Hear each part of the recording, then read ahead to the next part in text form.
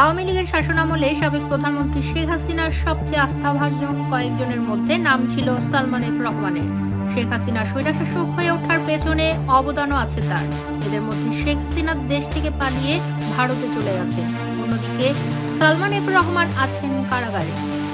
তবে কারাগারে বসেই নাকি হাসিনার সঙ্গে কথা হয় সালমান এফ রহমানের। কারাগার সূত্রের দাবি, তার মোবাইলে ইন্টারনেট সংযোগ থাকায় বিদেশে কথা বলতে কোনো অসুবিধা হচ্ছে না। তবে কারা কর্তৃপক্ষ বলছে, কারাগারের ভেতর থেকে মোবাইল ফোনে কথা বলার কোনো সুযোগ নেই। তাকে যেখানে বন্দী রাখা হয়েছে সেখানে জ্যামার বসানো আছে। গত 13 আগস্ট সাবেক আইনমন্ত্রী আনিসুল হক সহ পালানোর সময় রাজধানীর সদরঘাট থেকে তাদের গ্রেফতার করা হয় সালমান এফ রহমানকে। পরে রাজধানীর নিউ মার্কেট থানায় করা একটি হত্যা মামলায় সালমান এফ রহমানকে গ্রেফতার দেখানো হয়। ওই মামলার রিমান্ডের জিজ্ঞাসাবাদ শেষে কারাগারে যাওয়ার পর তিনি ডিভিশন পাওয়ার কারবারি অনুযায়ী সাধারণ বন্দীদের চেয়ে কিছু বেশি সুযোগ সুবিধা পাচ্ছেন তিনি। এর মধ্যে কারাগারে পেয়েছেন চেয়ার, টেবিল ও খাট, যেগুলো ডিভিশনহীন বন্দীরা পান না।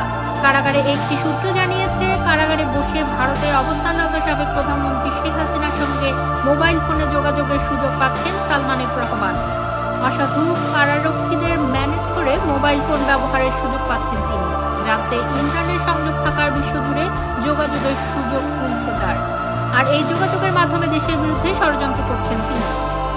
তবে কারাগারে বসে ফোনে কথা বলার সুযোগ পাওয়ার কথা নয় বলে দাবি করেছেন IG prisons brigadier general Syed Mohammad Motaher Hossain. তিনি বলেন, যেহেতু তথ্যটি আপনারা দিয়েছেন সেটি চেক করে দেখব। ওনাকে যে জোনে রাখা হয়েছে সেখানে মোবাইল ফোন যাওয়ার সুযোগ নেই, সেখানে জ্যামার বসানো আছে। সাবেক ডিআইজি প্রিজনস ও কারা বিশ্লেষক মেজর শামসুল হায়দার সিদ্দিকী বলেন, কারাগারে যারা দায়িত্ব পালন করেন তাদের মাধ্যমে মোবাইল ফোন ব্যবহারের সুযোগ পান বন্দীরা। একজন কারারক্ষী যদি কিছুক্ষণ কথা বলার জন্য 20 থেকে 30 হাজার টাকা পান, সেটি তার কাছে অনেক টাকা। প্রভাবশালী বন্দীদের কাছে এ টাকা কিছু না বলে ঝুঁকি নিয়ে অনেক কারারক্ষী এসব অপরাধে জড়ান। তিনি বলেন, কারা কর্তৃপক্ষের উচিত হবে নজরদারি বাড়ানো। এছাড়া প্রভাবশালী বন্দীদের কিছুদিন পর পর রুম বদলানো দরকার, তাহলে এই সমস্যা থেকে উত্তরণ ঘটতে পারে। কেউ ধরা পড়লে তাদের বিরুদ্ধে কড়া আইনি ব্যবস্থা নিতে হবে।